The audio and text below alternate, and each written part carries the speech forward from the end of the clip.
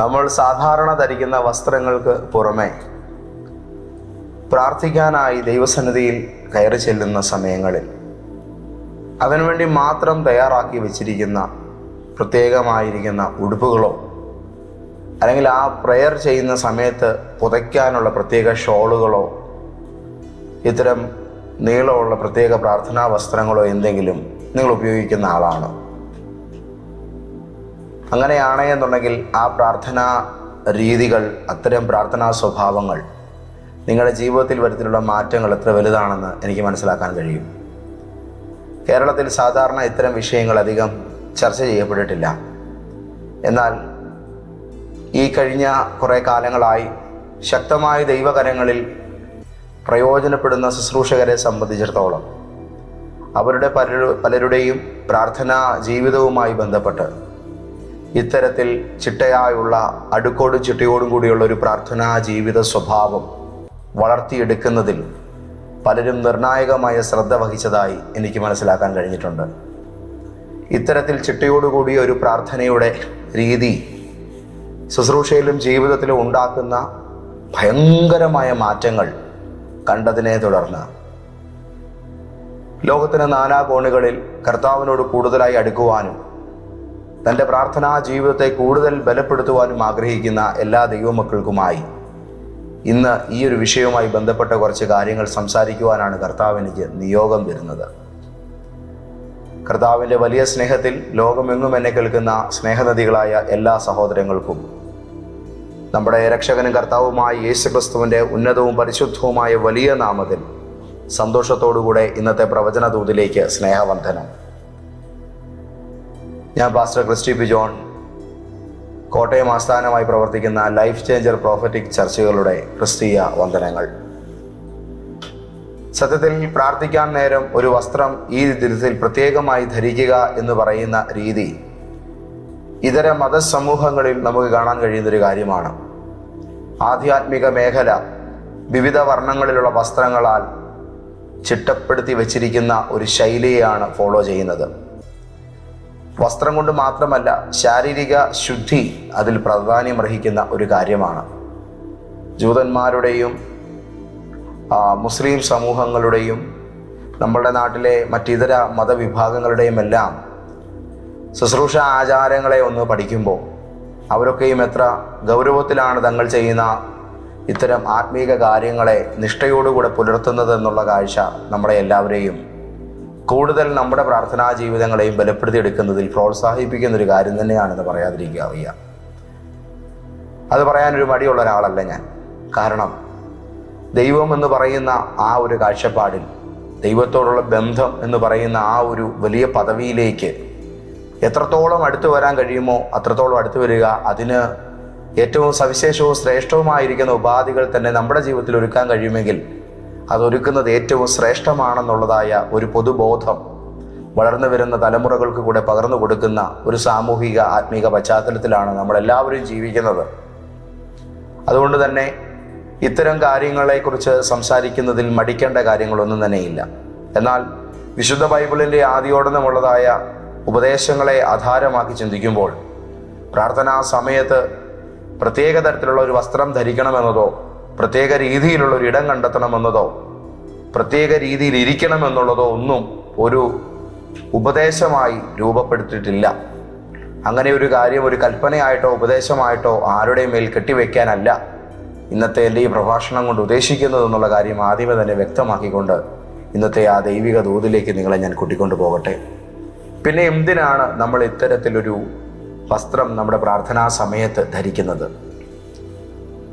ബൈബിളിൽ ആദ്യമായി മനുഷ്യനെ വസ്ത്രം ധരിപ്പിച്ചത് സാക്ഷാൽ ദൈവം തന്നെയാണ്. ഉൽപ്പത്തി പുസ്തകം 3-ാം അധ്യായത്തിൻ്റെ 21-ാമത്തെ വചനത്തിൽ ആ സംഭവം നമുക്ക് കാണാൻ കഴിയുന്നുണ്ട്. പാപമാണ് മനുഷ്യനെ നഗ്നനാക്കിയതെന്നുള്ള കാര്യം നമുക്കറിയാം. അപ്പോൾ നഗ്നത എന്ന് പറയുന്നത് പാപത്തിൻ്റെ പ്രത്യാഘാതമാണ്. അതിനു മുൻപ് ദൈവ തേജസ്സാൽ മറയപ്പെട്ടിരുന്ന ഒരു നിലയിലായിരുന്നു മനുഷ്യ ജീവിതം എന്നുള്ളത് നമുക്ക് മനസ്സിലാക്കാൻ കഴിയുന്ന കാര്യമാണ്. അങ്ങനെയെങ്കിൽ പാപാനന്തര ജീവിതത്തിൽ തേജസ്സിൻ്റെ ആവിർഭാവം നമ്മളെ ദൈവസന്നിധിയിൽ യോഗ്യരാക്കി നിർത്തുന്നുണ്ട്. യേശുക്രിസ്തുവിൻ്റെ കാൽവരി മരണത്തോടുകൂടെ നഷ്ടപ്പെട്ടു പോയ ദൈവവുമായുള്ള ബന്ധത്തിൻ്റെ തേജോമയമായ ചൈതന്യാവസ്ഥ നമുക്കെല്ലാവർക്കും തിരികെ ലഭിച്ചിട്ടുണ്ട്. രക്ഷയുടെ വസ്ത്രം, നീതിയുടെ വസ്ത്രം, ഇതെല്ലാം നമുക്ക് കിട്ടിയിട്ടുള്ളതാണ്. ആ നിലയിൽ ഭൗതികമായ വസ്ത്രത്തിന് പ്രാധാന്യതയുണ്ടോ? തീർച്ചയായിട്ടും ഉണ്ട്. കാരണം ഭൗതിക ലോകത്തിൽ ജീവിക്കുന്ന നമ്മളുടെ എല്ലാവരുടെയും ലജ്ജ എന്ന് പറയുന്നതായ കാര്യം ഏറ്റവും മാന്യമായി മറയ്ക്കുക, അതിലുപരിയായി വസ്ത്രം എന്ന് പറയുന്നത് ഈ കാലഘട്ടത്തിൽ ഏത് സംസ്കാരങ്ങളിലും ഓരോ പദവികളെയും മനുഷ്യർ ഏർപ്പെടുന്ന പ്രത്യേകമായിരിക്കുന്ന ഉത്തരവാദിത്വങ്ങളെയും പ്രതിനിധീകരിച്ചിരുന്നു എന്നും നമുക്ക് കാണാൻ കഴിയുന്നുണ്ട്. തോമസ് ഫ്ലെച്ചറെ പോലെയൊക്കെയുള്ള ചിന്തകന്മാർ നല്ല വസ്ത്രങ്ങൾ, എല്ലാ നല്ല വാതിലുകളും നമുക്ക് തുറന്നു തരുന്നു എന്നുള്ള ചിന്തകൾ പോലും ലോകത്തിന് മുമ്പിൽ കാഴ്ചവെച്ചു. സംസ്കാരങ്ങൾ വളരുന്നതിനനുസൃതമായി പുതിയ തരത്തിലുള്ളതായ ഫാഷനുകൾ രംഗത്തേക്ക് കടന്നു വരികയും മനുഷ്യ ശരീരങ്ങളെ കേവലം നാണം മറക്കി എന്ന നിലയ്ക്ക് അതീതമായി വ്യക്തിത്വത്തെ ആകർഷകമാക്കി രൂപപ്പെടുത്തുന്നതിൽ പ്രത്യേകമായിരിക്കുന്ന പഠന സംവിധാനങ്ങൾ വരെ, പുതിയ ശാഖകൾ വരെ ഉടലെടുക്കുകയും ഈ അത്യാധുനിക കാലഘട്ടത്തിൽ പ്രാഥമിക വിദ്യാഭ്യാസാനന്തരം തങ്ങൾ ഏത് നിലയിലേക്ക് പോകണമെന്ന് ചിന്തിക്കുമ്പോൾ ഫാഷൻ ഡിസൈനിങ് പോലെയൊക്കെയുള്ള ഭാവിപരമായ പദ്ധതികളിലേക്ക് തിരിയാൻ ഈ മേഖലകളിലൊക്കെ തൽപരരായിരിക്കുന്ന കുഞ്ഞുങ്ങൾ ഇന്ന് ശ്രമിക്കുന്നുമുണ്ട്. അതുകൊണ്ട് തന്നെ നമ്മുടെ ഗവൺമെൻറ് പോലും പല മേഖലകളിൽ ഇത്തരം പരിശീലന സ്ഥാപനങ്ങളെ പുറത്തു കൊണ്ടുവരികയും അത്തരം ഭാവി കണ്ടെത്താൻ ആഗ്രഹിക്കുന്ന വ്യക്തികൾക്ക് അതിനുതകുന്ന സംവിധാനങ്ങൾ ചെയ്തു കൊടുക്കുകയും ചെയ്തുകൊണ്ട് ഇതിനെയെല്ലാം പ്രോത്സാഹിപ്പിക്കുന്ന ഒരു കാലഘട്ടത്തിലാണല്ലോ നമ്മളെല്ലാവരും ജീവിക്കുന്നത്.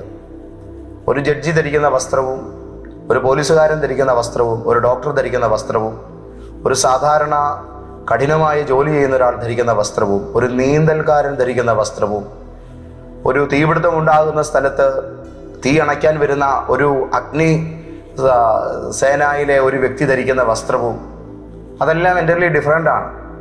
അപ്പോൾ കേവലം പദവികളെയും ചെയ്യുന്ന ജോലിയിലെ സുരക്ഷയും എല്ലാം അധികരിച്ചുകൊണ്ടാണ് വസ്ത്രങ്ങൾ വൈവിധ്യപൂർണമായി രൂപപ്പെടുത്തിയിട്ടുള്ളത്.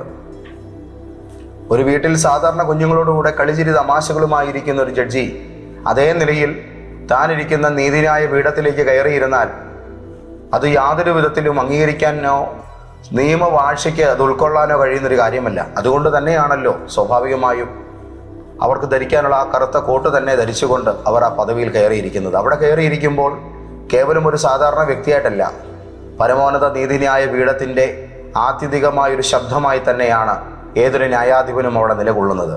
താൻ ധരിച്ചിരിക്കുന്ന വസ്ത്രവും താൻ ഇരിക്കുന്ന ഇടവും ആ പദവിയും അവിടെ പറയാൻ പോകുന്ന വാക്കുകളും എത്രത്തോളം പ്രാധാന്യം അർഹിക്കുന്നു എന്നുള്ള കാര്യത്തെ പൊതുസമൂഹത്തിന് മുമ്പിൽ വെളിപ്പെടുത്തുന്നു. പ്രാർത്ഥനാ മുറിയിലേക്ക് കയറി ചെല്ലുന്ന ഒരു ദൈവവൈദ്യനെ സംബന്ധിച്ചിടത്തോളം അവൻ കൈകാലുകൾ കഴുകി, കുളിക്കാമെങ്കിൽ കുളിച്ച്, ഇനി അതല്ല കുളിയെല്ലാം കഴിഞ്ഞിരിക്കുന്ന ഒരാളാണെങ്കിൽ പിന്നെയും പ്രാർത്ഥിക്കാൻ കയറി ചെല്ലുമ്പോൾ കൈകാലുകൾ കഴുകി ശരീരശുദ്ധിയോടുകൂടെ മുഖമെല്ലാം കഴുകി വൃത്തിയായി സാധാരണ ധരിച്ചിരിക്കുന്ന വസ്ത്രത്തിന് പുറമെയോ അല്ലെങ്കിൽ അത് മാറ്റിയിട്ടോ താൻ ദൈവസന്നിധിയിൽ കടന്നു ചെല്ലുമ്പോൾ ധരിക്കണമെന്നുള്ള ആഗ്രഹത്തോടുകൂടെ ചിട്ടപ്പെടുത്തി വെച്ചിരിക്കുന്ന ഒരു പ്രത്യേക വസ്ത്രമോ അല്ലെങ്കിൽ ഒരു പുതപ്പോ ധരിച്ചുകൊണ്ട് പ്രാർത്ഥിക്കുവാനായി കയറി ചെല്ലുമ്പോൾ അവിടെ ആ വ്യക്തിയുടെ മൂഡ് കംപ്ലീറ്റ്ലി ചേഞ്ച് ആകുകയാണ്. അതുവരെ അവർ ഇടപെട്ടിരുന്ന കാര്യങ്ങളിൽ നിന്ന് മാറിയിട്ട് ഞാനെന്തോ ഗൗരവമുള്ള കാര്യത്തിലേക്ക് പ്രവേശിക്കുന്നു എന്നുള്ള നിശ്ചിതമായ ബോധ്യം ആ വ്യക്തിയെ തല മുതൽ പാദം വരെ ഭരിക്കുന്നുണ്ടെന്നുള്ളതാണ് നമുക്ക് മനസ്സിലാക്കാൻ കഴിയുന്നത്. നിങ്ങളിത് ചെയ്തു തുടങ്ങുവാൻ ഇഷ്ടപ്പെടുന്ന ഒരാളാണെങ്കിൽ നിങ്ങൾ ഇത്തരം രീതികളിലേക്ക് പ്രവേശിക്കുമ്പോൾ നിങ്ങൾക്കതിൻ്റെ ഗൗരവപൂർണമായിരിക്കുന്ന ഒരു വിശദാംശം മനസ്സിലാകും. ചില വ്യക്തികൾക്ക് അവരിയ്ക്കുന്ന പാത തന്നെ കിട്ടണം. അത്തരം ശാഠ്യമുള്ള ചില പിതാക്കന്മാരെ ഞാൻ കണ്ടിട്ടുണ്ട്. ആ പ്രാർത്ഥിക്കാനിരിക്കുന്നതിന് മുമ്പ് ആ വീട്ടിലെ ഗൃഹനാഥ ആ പ്രത്യേക സ്ഥലം തൂത്ത് തുടച്ച് വൃത്തിയാക്കി ഇട്ടിരിക്കണം എല്ലാ ദിവസവും. അവിടെ കൃത്യമായിട്ട് രാവിലെ പായ എടുത്തിട്ടിട്ട് അവിടെ അല്പം ചൂടുവെള്ളം കൊണ്ടുവന്ന് വെച്ച് കൃത്യമായിട്ട് അവിടെ ഇരുന്ന് വെളുപ്പിന് ഒരു 3 മണി മുതലൊക്കെ ഇരുന്ന് അങ്ങോട്ട് പ്രാർത്ഥിച്ച് നല്ല തകൃതമായിട്ട് ദൈവസന്നിധിയിൽ വിഷയങ്ങളെയൊക്കെ അങ്ങോട്ട് പറഞ്ഞ് ഒരറ്റം മുതൽ മറ്റേ അറ്റം വരെ ദൈവകരങ്ങളിൽ അവതരിപ്പിച്ച് കയറി വരുന്ന നല്ല പ്രാർത്ഥനാ വീരന്മാരായിരിക്കുന്ന നല്ല ദൈവദാസന്മാരെ എനിക്കറിയാം. അതൊക്കെ അവരുടെ ജീവിതത്തിൻ്റെ വ്രതത്തിൻ്റെ ഭാഗമാണ്. ഒരു കാഷ്വൽ ലൈഫ് അല്ല സ്പിരിച്വൽ ലൈഫ് എന്ന് പറഞ്ഞ നിലയിൽ അവർ നയിക്കുന്നത്. അതിനപ്പുറത്ത് അത് നിഷ്ഠയും ക്രമവും അതിനകത്ത് അവർ പുലർത്തുന്നുണ്ട്. നമ്മൾ ജീവിക്കുന്ന ഈ ഭാരതീയ പശ്ചാത്തലത്തിൽ ഓരോ പ്രാർത്ഥനകളും ശുശ്രൂഷകൾക്കും ഒരു ക്രമമുണ്ട് എന്നുള്ള കാര്യം ഇവിടെ ഇന്ത്യക്കാരായി ജീവിക്കുന്ന സകലർക്കും അറിയാം. എന്തിനേറെ പറയുന്നു, നമ്മുടെ സൊസൈറ്റി ക്രമത്തെക്കാളും നിഷ്ഠയെക്കാളും ഉപരി സമയത്തിന് പോലും പ്രാധാന്യത കൽപ്പിക്കുന്ന ഒരു ആത്മിക സമൂഹമാണ് ഏത് മതവിഭാഗത്തെ എടുത്തു നോക്കിയാലും. എന്തുകൊണ്ടാണ് ഒരു പ്രത്യേക സമയത്ത് ദേവാലയങ്ങളിൽ പള്ളിമണികൾ മുഴങ്ങുന്നതോ അല്ലെങ്കിൽ ശംഖുലികൾ മുഴങ്ങുന്നതോ ഒക്കെ ചെയ്യുന്നത്? അത് ഭക്തിസാന്ദ്രമായ ഒരു അന്തരീക്ഷത്തിലേക്ക് പൊതുസമൂഹത്തെ ശ്രദ്ധ കേന്ദ്രീകരിപ്പിക്കുവാൻ വേണ്ടി, പ്രാർത്ഥനയിലേക്കും ആധ്യാത്മിക കാര്യങ്ങളിലേക്കും അവരെ ലയിപ്പിക്കുവാൻ വേണ്ടിയുള്ളതായ ഒരു മുന്നൊരുക്കത്തിൻ്റെ ഭാഗമാണ്. അതുകൊണ്ട് പള്ളിമണിയാണെങ്കിലും ദേവാലയത്തിലെ ഒരു ശംഖുലിയാണെങ്കിലും ഒരു മറ്റ് മുസ്ലിം ദേവാലയത്തിൽ നിന്ന് ഉയരുന്നൊരു വാങ്കുവിളിയാണെങ്കിലും ഇതെല്ലാം ഒരു ആധ്യാത്മികതയുടെ സ്വരമായിട്ടാണ് നമ്മുടെ സമൂഹത്തിൽ നിലനിൽക്കുന്നത്. അപ്പോൾ ദൈവസന്നിധിയിലേക്ക് ഒരു വ്യക്തി കടന്നു ചെല്ലുക എന്ന് പറയുന്നത് കേവലം നടന്നു പോകുന്ന നിലയിൽ തന്നെയല്ല. എന്നാൽ പ്രാർത്ഥനാ ജീവിതം എന്ന് പറയുന്നത് നമ്മുടെ എല്ലാവരുടെയും ലൈഫിൻ്റെ ഭാഗമാണ്. കേവലം രാവിലെയോ ഉച്ചയ്ക്കോ വൈകിട്ടോ 3 നേരം മാത്രം മാറിയിരുന്ന് പ്രാർത്ഥിക്കുന്ന രീതിയേക്കാൾ അപ്പുറത്ത് നമ്മളെല്ലാവരും നാം ചെയ്യുന്ന സകല കാര്യങ്ങളും ദൈവവുമായി എപ്പോഴും ഹൃദയാത്മന ബന്ധപ്പെട്ടുകൊണ്ട് തന്നെയാണ് നിൽക്കുന്നത്. പ്രാർത്ഥനയേക്കാൾ വലുതാണ് ഈ പ്രാർത്ഥനാ ജീവിതം എന്ന് പറയുന്ന കാര്യം. എന്നാൽ ഈ പ്രാർത്ഥനാ ജീവിതത്തെ കൺസിസ്റ്റൻ്റാക്കി നിലനിർത്തി മെയിൻറ്റെയിൻ ചെയ്ത് കൊണ്ടുപോകണമെങ്കിൽ കൃത്യമായ ഇടവേളകളിൽ പ്രാർത്ഥന എന്ന് പറയുന്ന കാര്യം കൃത്യതയോടുകൂടെ ചെയ്യുന്ന ഒരു രീതിയിലേക്ക്, ഒരു ടൈം ടേബിളിലേക്ക് നമ്മുടെ എല്ലാവരുടെയും ജീവിതം എത്തേണ്ടതായിട്ടുണ്ട്. ആ ഒരു ദൈവിക ക്രമം, കർത്താവെ ഞാൻ നിനക്കായി ഒരുക്കി കാത്തിരിക്കുന്നു എന്ന് പറയാൻ, ഞാൻ കാലത്തും ഉച്ചയ്ക്കും സന്ധ്യാനേരത്തും എൻ്റെ സങ്കടം ബോധിപ്പിച്ച് കരയും, നീ എൻ്റെ പ്രാർത്ഥന കേൾക്കുമെന്ന് സംഗീതകാരൻ പറഞ്ഞതുപോലെയും താൻ പതിവായി ചെയ്തു വരാറുള്ളത് പോലെ യെരൂശലേമിന് നേരെ തൻ്റെ ഭവനത്തിൻ്റെ കിളിവാതിലുകളെ തുറന്നിട്ടിട്ട് അവിടേക്ക് നോക്കി മുട്ടുകുത്തി പ്രാർത്ഥിച്ച ദാനിയേലിനെ പോലെയും ദൈവസന്നിധിയിൽ മുട്ടിന്മേൽ നിന്ന് പ്രാർത്ഥിച്ച യേശുവിനെ പോലെയും ഒക്കെ നിഷ്ഠയുള്ള ഒരു പ്രാർത്ഥനാ ജീവിതം, ഒരു ആധ്യാത്മിക ജീവിത സ്വഭാവചര്യ രൂപപ്പെടുത്തിയെടുക്കുവാൻ ഇന്ന് എന്നെ കേൾക്കുന്ന സകലർക്കും കഴിയട്ടെ. കാരണം ഇതൊരു കളിയല്ല, ഇത് വളരെ ഗൗരവപൂർണമായ ഒരു കാര്യമാണ്. അപ്പോൾ ദൈവസന്നിധിയിൽ വസ്ത്രം എന്ന് പറഞ്ഞാൽ ഒരു ആന്തരികമായിരിക്കുന്ന ഒരുക്കത്തിൻ്റെ ബാഹ്യമായ അടയാളമാണ്. ഞാൻ ആ വാക്ക് ഒന്നുകൂടെ പറയട്ടെ. നമ്മൾ പ്രാർത്ഥിക്കാൻ ചെല്ലുമ്പോൾ ധരിക്കുന്ന ഇത്തരത്തിലുള്ളൊരു വസ്ത്രം എന്ന് പറയുന്നത് നമ്മൾ മാനസികമായും ശാരീരികമായും ദൈവസന്നിധിയിൽ പ്രാർത്ഥിക്കുവാൻ ഒരുക്കപ്പെട്ടിരിക്കുന്നു എന്നതിൻ്റെ ഒരു ബാഹ്യമായ അടയാളമായിട്ടാണ് ആദ്യമേ തന്നെ മനസ്സിലാക്കാൻ കഴിയുന്നത്. പുറപ്പാട് പുസ്തകം 28-ാം അധ്യായത്തിൽ ഇസ്രായേലിൻ്റെ പൗരോഹിത്യം അലങ്കരിച്ചിരുന്ന ലേവി ഗോത്രത്തിലെ പുരോഹിതവർഗം അവർക്ക് വേണ്ടി ദൈവം രൂപകൽപ്പന ചെയ്ത് നൽകിയിരിക്കുന്ന വസ്ത്രത്തെക്കുറിച്ചുള്ളതായ വിശദാംശങ്ങൾ നമുക്ക് വായിക്കാൻ കഴിയുന്നുണ്ട്. അതുകൂടാതെ പുരോഹിതനോട് ദൈവം കൽപ്പിച്ചിട്ടുള്ള, മഹാപുരോഹിതനോട് ദൈവം കൽപ്പിച്ചിട്ടുള്ള ഏറ്റവും പ്രാധാന്യമുള്ള ഒരു കൽപ്പന കൂടിയുണ്ട്, നിന്റെ വസ്ത്രം നീ ഒരിക്കലും കീറരുത് എന്നുള്ളത്. സെരുബാബേൽ ദേവാലയം പണിയുന്ന കാലത്ത് അന്നത്തെ മഹാപുരോഹിതനായിരുന്ന യോശുവയുടെ വസ്ത്രത്തിൽ പുരണ്ടിരുന്ന ഒരു അഴുക്കിൻ്റെ പേരിൽ ഒരു തർക്കമുണ്ടായതായിട്ട്, ആത്മലോകത്തൊരു തർക്കം ഉണ്ടായതായിട്ടൊക്കെ ബൈബിളിൽ രേഖപ്പെടുത്തിയിട്ടുണ്ട്. ഇപ്പോൾ അത്തരം വിഷയങ്ങളിലേക്ക് പോകാൻ പറ്റുന്നൊരു സമയമല്ലാത്തത് കൊണ്ട് ആ ഭാഗത്തേക്ക് കടക്കുന്നില്ല. തങ്ങളുടെ ജീവിതത്തിൽ ഉപവാസത്തോടും പ്രാർത്ഥനയോടും കൂടെ ആയിരുന്ന കാലത്ത് ഇസ്രായേൽ തങ്ങളുടെ വസ്ത്രങ്ങളെ മാറ്റിയിട്ട് പകരം അവർ രട്ടുടുത്ത് താഴ്മയുടെ പ്രതീകമായിട്ട് ദുഃഖവസ്ത്രം ധരിച്ച് ദൈവസന്നിധിയിൽ പ്രാർത്ഥിച്ചിട്ടുണ്ട്. സാധാരണ ഭവനങ്ങളിൽ മരണമുണ്ടാകുകയും മരണാനന്തര ചടങ്ങുകൾ നടന്ന് കുറേ ദിവസങ്ങൾ മുന്നോട്ട് പോവുകയും ചെയ്യുമ്പോഴാണ് ഇത്തരത്തിലുള്ള രട്ട് ധരിക്കാറുള്ളത്. എന്നാൽ ഒരു മരണ വീട് പോലെ ശോകമുഖമായൊരു സാഹചര്യത്തിലൂടെ ജീവിതം കടന്നു പോകുമ്പോഴും ഇതേ രട്ടെടുത്ത് പൂഴിയിലിരുന്നും തലയിൽ മണ്ണ് വാരിയും ഇട്ടൊക്കെ വേദനയോടെ ദൈവത്തോട് മാറത്തടിച്ച് നിലവിളിക്കുന്ന ഒരു പൈതൃക ഇസ്രായേലിൻ്റെ ചരിത്രത്തിൽ ഉണ്ടെന്നുള്ളത് മറക്കരുത്. ഇസ്രായേലിൻ്റെ വാനമ്പാടിയായ ദാവീദ് രാജകൊട്ടാരത്തിൽ താൻ രാജാവായിരിക്കെ ദൂരെ നിന്നും യഹോവയായ ദൈവത്തിൻ്റെ വിശുദ്ധ പേടകം എഴുന്നള്ളിച്ചുകൊണ്ട് വരുന്ന വലിയ കാഴ്ച താൻ കാണുകയാണ്. ആ കാഴ്ച കണ്ട മാത്രയിൽ തൻ്റെ രാജവസ്ത്രം താൻ ഉരിഞ്ഞു മാറ്റി. എന്നിട്ട് പുരോഹിതർ ധരിക്കുന്ന പഞ്ഞിനൂലങ്കി ധരിച്ചു. പുരോഹിതന്മാർ ധരിക്കുന്ന വെളുത്ത വസ്ത്രം പഞ്ഞിനൂലങ്കി ധരിച്ചിട്ട് താൻ കൊട്ടാരത്തിൽ നിന്ന് ഇറങ്ങി ഓടി.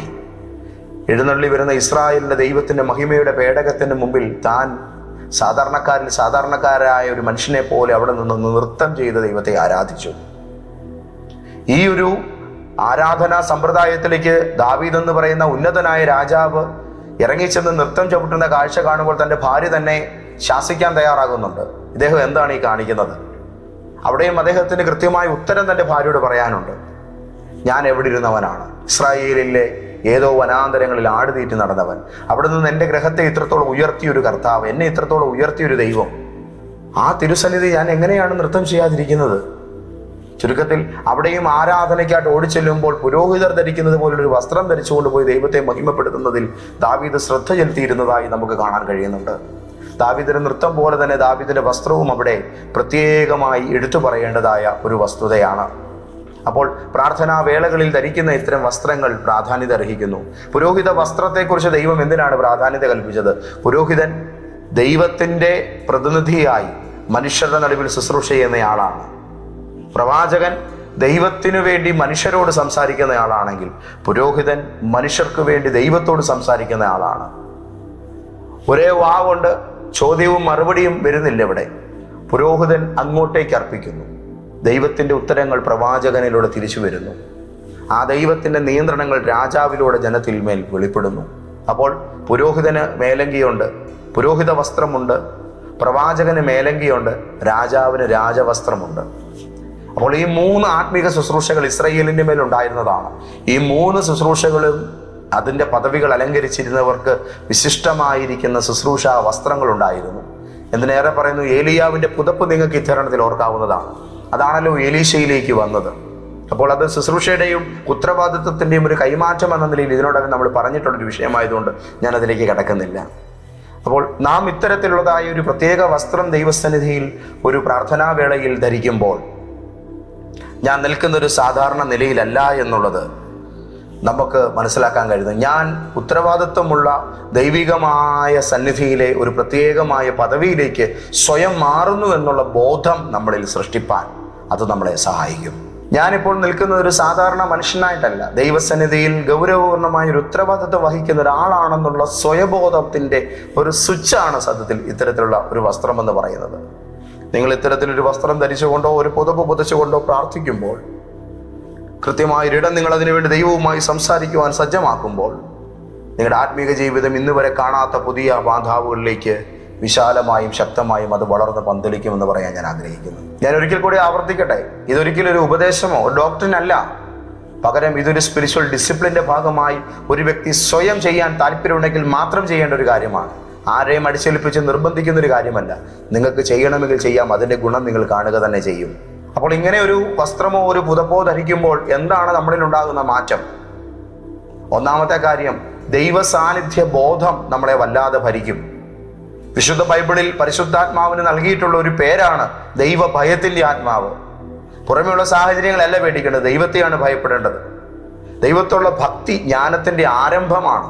അപ്പോൾ ഭയഭക്തി ബഹുമാന ആദരവുകൾ ദൈവത്തോട് നിലനിർത്തുന്നതിൻ്റെ ബാഹ്യപ്രകടനമായിട്ടാണ് ഇത്തരത്തിൽ ഒരാളൊരു വസ്ത്രത്തെ ധരിക്കുന്നത്. ഒരു ബഹുമാനിതമായിരിക്കുന്ന ഒരു പദവിയിലേക്ക് നാം കയറി ചെല്ലുന്ന വേളയിൽ ഒരു വീട്ടിൽ ധരിക്കുന്ന വസ്ത്രമോ ഒരു സാധാരണ പാർക്കിൽ പോകുമ്പോൾ ഇടുന്ന പോലത്തെ ഒരു വസ്ത്രമോ ധരിച്ചുകൊണ്ട് കയറി ചെന്നാൽ ആ പദവിയിലിരിക്കുന്ന മനുഷ്യർ നമ്മൾ എത്ര യുക്തിയില്ലാത്തവരും എത്ര ബോധമില്ലാത്തവരുമാണെന്നുള്ള നിലയിൽ നമ്മളെ വിലയിരുത്തും. ദൈവസാന്നിധ്യത്തിലേക്ക് കയറി ചെല്ലുമ്പോൾ ഇത് കേവലം എന്തോ വാക്കുകൊണ്ട് മാത്രം എന്തോ കാര്യങ്ങൾ ചെയ്യുന്നൊരിടമല്ല, പകരം ഇതിനതീതമായി നിലനിൽക്കുന്ന ഒരു അദൃശ്യമായ ലോകം, അവിടുത്തെ പ്രതിനിധികൾ, അവിടുത്തെ ദൈവത്തിൻ്റെ വലിയ വലിയ സംവിധാനങ്ങൾ, ഞാൻ അവിടേക്കാണ് ഇപ്പോൾ കയറി ചെല്ലുന്നതെന്നുള്ള ഒരു സാന്നിധ്യ ബോധവും അതിൻ്റെ ഗൗരവവും പുലർത്തുന്നതിൽ ഇത് നിങ്ങളെ സഹായിക്കും. അതുമാത്രമല്ല, ഈ ദൈവസന്നിധിയിൽ നമുക്കൊരു ഗൗരവാവസ്ഥ ഇതുണ്ടാക്കിയെടുക്കും. സാധാരണ കളിചിരികളേക്കാൾ അപ്പുറത്ത് കാലം നീട്ടി വായിക്കോട്ടായും വിട്ട് മൊബൈലിലും കളിച്ചുകൊണ്ടിരിക്കുന്ന ഒരു സാധാരണ വ്യക്തിയെയും ഇത്തരത്തിൽ ദൈവസാന്നിധ്യത്തെക്കുറിച്ചുള്ള വിറയലോടും ഭയത്തോടും ഏകാഗ്രത ജാഗ്രത ബോധങ്ങളോടും കൂടെ നിൽക്കുന്ന ഒരാളും തമ്മിൽ ആടും ആനയും പോലുള്ള വ്യത്യാസമുണ്ട്. ഞാൻ ഈ പറയുന്ന ദൈവസന്നിധിയിൽ നിഷ്ഠാപൂർവ്വം ജീവിക്കുന്ന ഒരു മനുഷ്യൻ്റെ ഒരു അനുഗ്രഹം വേറൊരു സാധാരണക്കാരൻ്റെ മേൽ കിട്ടിയാൽ അവൻ്റെ ജീവിതത്തിൻ്റെ ഏത് മേഖലയും ഉയർന്നു വരും. ഞാൻ എഴുതി തരാം. ഏത് തകർന്നു കിടക്കുന്ന സാഹചര്യത്തിലും അങ്ങനെ ഒരു വ്യക്തിയുടെ ഒരു ആശീർവാദവും പ്രാർത്ഥനയും വലിയ മാറ്റങ്ങളുണ്ടാകും. നീതിമാൻ എന്നെ അടിക്കുന്നത് ദയ, അവൻ എന്നെ ശാസിക്കുന്നത് എൻ്റെ തലയ്ക്ക് ഈ എണ്ണ. ദൈവവചനം അങ്ങനെ തന്നെയാണ് പഠിപ്പിക്കുന്നത്. നിങ്ങളുടെ കുഞ്ഞുങ്ങൾ ഇത്തരം മാതൃകകളൊക്കെ ഒന്ന് കണ്ടു വളർന്നാൽ അതെന്ത് നല്ലതാണ്. ദൈവമക്കളെ ഒന്ന് ചിന്തിച്ചു നോക്കിയാട്ടെ. കഴിഞ്ഞ എപ്പിസോഡിൽ ഞാൻ എഴുതി പ്രാർത്ഥിക്കുന്ന കാര്യത്തെക്കുറിച്ച് അവതരിപ്പിച്ചപ്പോൾ പറഞ്ഞൊരു കാര്യം കൂടെ പറയട്ടെ. പലരെയും വലയ്ക്കുന്നൊരു വിഷയമാണ്, പ്രാർത്ഥിക്കാനൊരു താല്പര്യം പോലും വരുന്നില്ല എന്നുള്ളത്. എന്നാൽ പ്രാർത്ഥിക്കുവാനുള്ളൊരു ഇൻറ്റേർണൽ ട്രിഗർ നിങ്ങളുടെ മേൽ ഫോം ചെയ്യുന്നതിൽ, എനിക്ക് പ്രാർത്ഥിക്കണം എന്നുള്ള ഒരു വലിയ ആന്തരിക താല്പര്യം നിങ്ങളുടെ അകത്ത് ഉണർത്തിയെടുക്കുന്നതിൽ ഇത്തരം ഒരു ശീലവും ചിട്ടയും നിഷ്ഠയും നിങ്ങളെ വലിയ തോതിൽ സഹായിക്കുന്നു എന്ന് ഞാൻ പറയുവാൻ ആഗ്രഹിക്കുന്നു. അതുകൊണ്ട് പ്രിയപ്പെട്ടവരെ, നമുക്കിത്തരം കാര്യങ്ങൾ, ഗുണകരമായ കാര്യങ്ങൾ അവലംബിക്കാൻ സാഹചര്യമുണ്ടെങ്കിൽ അത് ഈ ജീവിത കാലഘട്ടത്തിൽ നമ്മൾ ഈ ഭൗതിക ശരീരത്തിൽ ജീവിക്കുന്ന സമയത്ത് തന്നെ ചെയ്ത് ദൈവത്തെ നമുക്ക് അല്പം കൂടെ ആദരിക്കാൻ, കർത്താവിനുള്ള നമ്മുടെ ബഹുമാനം നമുക്ക് പ്രകടിപ്പിക്കാൻ ഇത്തരം ഒരു അവസരം ഉണ്ടെങ്കിൽ നിശ്ചയമായിട്ടും അത് വിട്ടുകളയാതെ ഈ കാര്യത്തിലൂടെ കർത്താവിൻ്റെ സാമീപ്യം തേടാൻ അത് നമ്മളെ സഹായിക്കട്ടെ എന്ന് ഞാൻ പ്രാർത്ഥിക്കുകയാണ്. ഈ കഴിഞ്ഞ കുറേ നാളുകളായി സാധാരണ ജീവിതത്തിൻ്റെ തകർച്ചയിൽ കിടന്ന കുറേ മനുഷ്യരെ ദൈവിക ശുശ്രൂഷയിലേക്കും മറ്റും വളർത്തിയെടുത്തുകൊണ്ട് വരുന്ന ഒരു ആത്മീക ശുശ്രൂഷ സംവിധാനം ഞാൻ ചെയ്തു വരുന്നുണ്ട്. അതിനകത്ത് കരുത്തന്മാരായ ദൈവദാസന്മാരെ ഫോം ചെയ്യുന്ന ഒരു അസൈൻമെൻറ്റിൽ ഞാൻ ഏർപ്പെട്ടിട്ടുണ്ട്. അവരാരും ഇപ്പോൾ രംഗത്ത് വന്നിട്ടില്ല, അണിയറയിൽ നിൽക്കുകയാണ്. കർത്താവിൻ്റെ കൃപയാൽ നാളെ ലോകത്തിന് മുമ്പിൽ വലിയ ദൈവശക്തിയുടെ അഭിഷക്തന്മാരായി അവർ വെളിയിൽ വരും. ഇപ്പോൾ ആ ചെറുപ്പക്കാരെ രൂപപ്പെടുത്തി എടുത്തുകൊണ്ടിരിക്കുന്നതിൽ അവരിൽ പലരും പ്രാർത്ഥിക്കാനൊക്കെ വിരസതയുള്ളവരൊക്കെയാണ്. പക്ഷേ എന്നാൽ അവരെയൊക്കെ രൂപപ്പെടുത്തി എടുത്തുകൊണ്ട് ഒരു ശക്തരായ ദൈവമനുഷ്യന്മാരാക്കി രൂപപ്പെടുത്തിക്കൊണ്ടുവരുന്ന ആ ശുശ്രൂഷ യാത്രയിൽ ഞാനൊരു സിസ്റ്റം അവരകത്തേക്ക് ഇട്ടു. അതിൽ തുടർന്ന് ഞാൻ ആ കാണുന്ന ഒരു മാറ്റം എന്ന് പറയുന്നത് വ്യക്തമായിരിക്കുന്ന ഒരു ചേഞ്ച് അവരുടെ ലൈഫിലുണ്ട്. എനിക്കറിയാം, അവരുടെ ആ ഒരു മുഖത്ത് നോക്കുമ്പോൾ നമുക്ക് ആ മാറ്റം കാണാൻ കഴിയും. പ്രാർത്ഥിക്കുന്നവൻ്റെ കണ്ണിൽ നോക്കിയാൽ അറിയാവൂ. ദൈവസാന്നിധ്യം വഹിക്കുന്നവൻ അടുത്തൂടെ പോയാൽ നമുക്കറിയാം. ദൈവകൃപ വഹിക്കുന്ന ഒരുവൻ ഒരു വിഷയത്തിൻ്റെ മേൽ പ്രാർത്ഥിക്കാനായി മുട്ടുമടക്കുമ്പോൾ തന്നെ നമുക്കറിയാം അന്തരീക്ഷം ഇളകാൻ തുടങ്ങും, സാഹചര്യത്തിനകത്ത് മാറ്റം വരാൻ തുടങ്ങുന്നേ. ഇതൊക്കെ ശീലിച്ചിട്ടുള്ളവർക്കറിയാം. അവസ്ഥകൾക്ക് മാറ്റം വരുത്തുന്ന ശക്തരായ ദൈവദാസന്മാരായി നിങ്ങൾക്ക് മാറണം, ദൈവദാസ്യമാരായി നിങ്ങൾക്ക് മാറണം. നിങ്ങളുടെ ജീവിതകാലം ഒരു വലിയ ദൈവപ്രവൃത്തിയുടെ അധ്യായമാക്കി നിങ്ങൾക്ക് തീർക്കണം. എറിക്കോ പ്രാർത്ഥനാ മുറിയിലേക്ക്. ഈ കേൾക്കുന്ന വാക്കുകൾ നിങ്ങളുടെ ജീവിതത്തിൽ നിങ്ങൾ വെറുതെ കേൾക്കുന്നതല്ല, നിങ്ങളുടെ മേലുള്ള ഒരു ദർശനത്തെ രൂപപ്പെടുത്തുവാൻ പരിശുദ്ധാത്മാവ് നിങ്ങളോട് വ്യക്തമായി സംസാരിക്കുന്ന വാക്കുകളാണ്.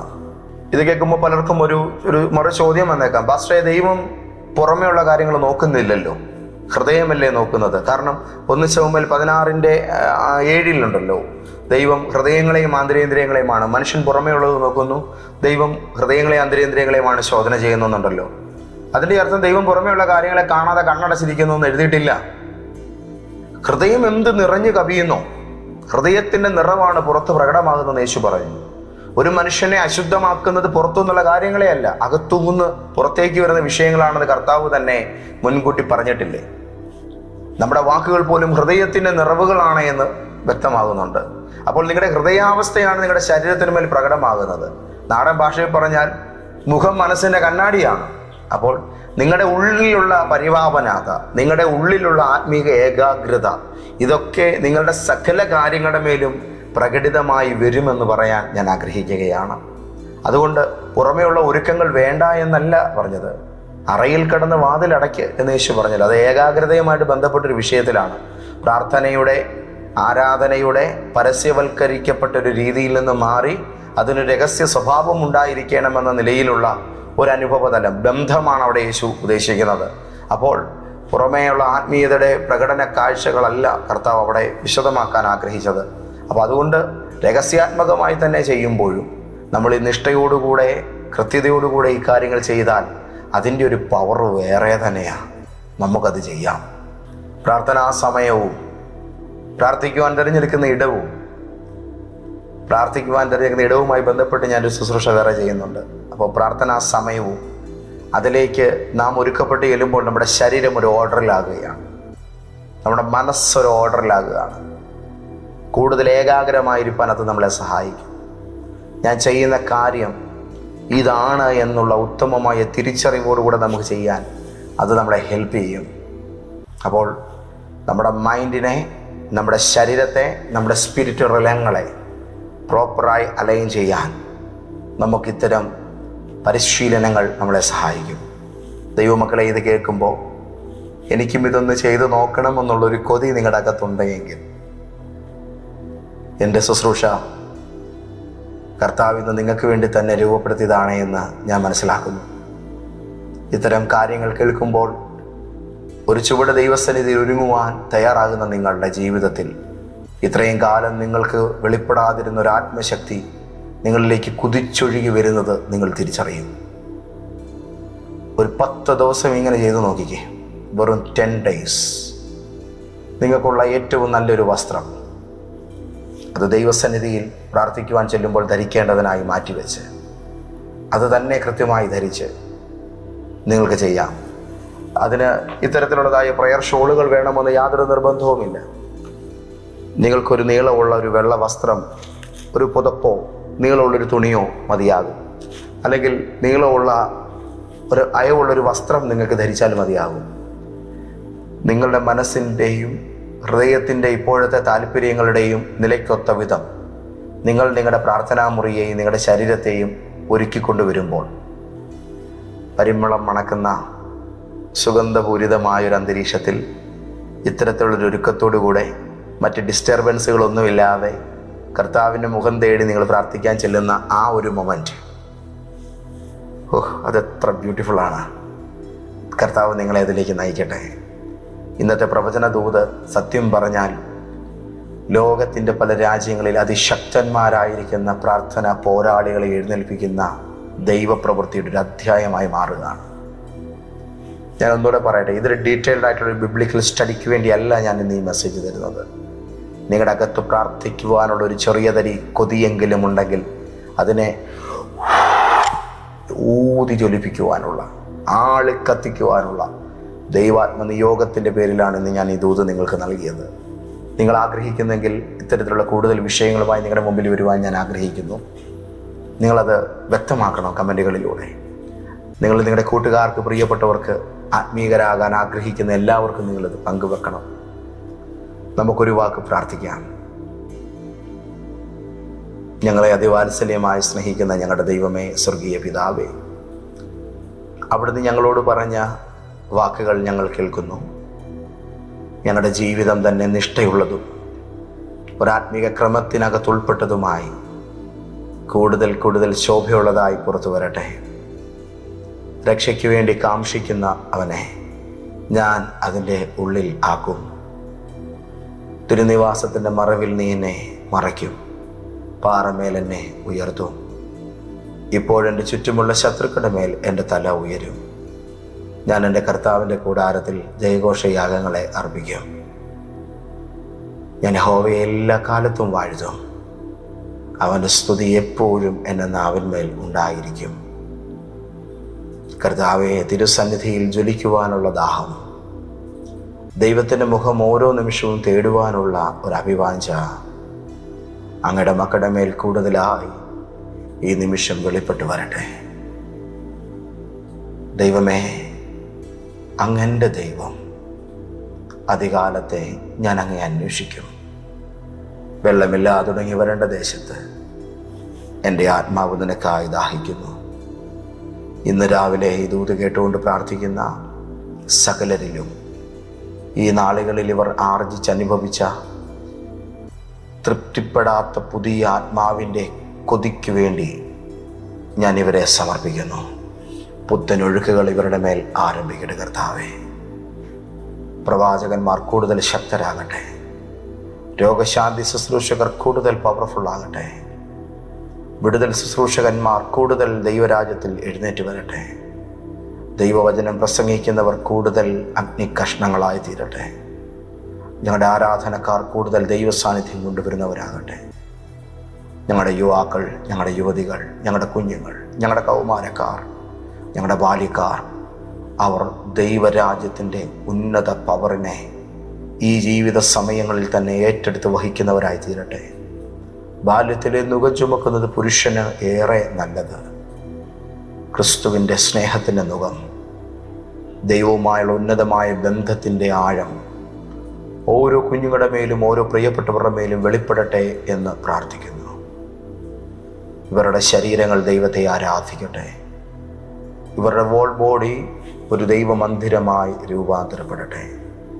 പ്രാർത്ഥനയോടെ ഇന്നെൻ്റെ വാക്കുകളെ കേട്ട് തിരുസന്നിധിയിൽ പ്രാർത്ഥിക്കാൻ വന്നിരിക്കുന്ന സകലരെയും യേശുവിൻ്റെ മഹത്വം നിറഞ്ഞ നാമത്തിൽ ഞാൻ സ്പർശിക്കുന്നു, ഇവരെ അനുഗ്രഹിക്കുന്നു.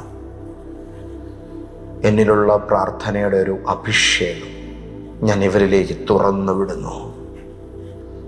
കർത്താവെ, അർഹരായവരുടെ മേൽ ഇത് റിലീസാകട്ടെ. Yes, thank you Jesus, thank you Jesus, thank you Jesus. ഈ അത്ഭുത നിമിഷത്തിന് ഞാൻ നന്ദി പറയുന്നു. കരുത്തരായവർ എഴുന്നേറ്റ് വരട്ടെ. ഇവരുടെ ശുശ്രൂഷയെ രൂപപ്പെടുത്തുന്ന ഇവരുടെ വിജയകരമായ ക്രിസ്തീയ മിനിസ്ട്രിയുടെ ഭാവിയെ ചിട്ടപ്പെടുത്തുന്നതിൽ ഇന്നത്തെ പ്രവചനദൂതൻ്റെ ഈ അധ്യായം ഒരു നിർണായകമായ പങ്ക് വഹിച്ചിരുന്നു എന്ന് ഭാവിയിൽ കേൾക്കാൻ കർത്താവേ, അടിയൻ്റെ കാതുകളെ അനുഗ്രഹിക്കണമേ. അവിടുന്ന് തന്നു, ജനത്തിനേൽപ്പിക്കുന്നു. തിരുനാമം എപ്പോഴും മഹിമപ്പെടട്ടെ. പരിപൂർണ മഹത്വവും എൻ്റെ കർത്താവിന് അർപ്പിക്കുന്നു, യേശുവിൻ്റെ നാമത്തിൽ തന്നെ. ആമേൻ, ആമേൻ, ആമേൻ. ഹല്ലേലൂയ. എല്ലാ മഹിമയും ആരാധനയും കർത്താവായ യേശുക്രിസ്തുവിനും അവിടുത്തെ പിതാവിനും പരിശുദ്ധ റൂഹായ്ക്കും അർപ്പിക്കുന്നു.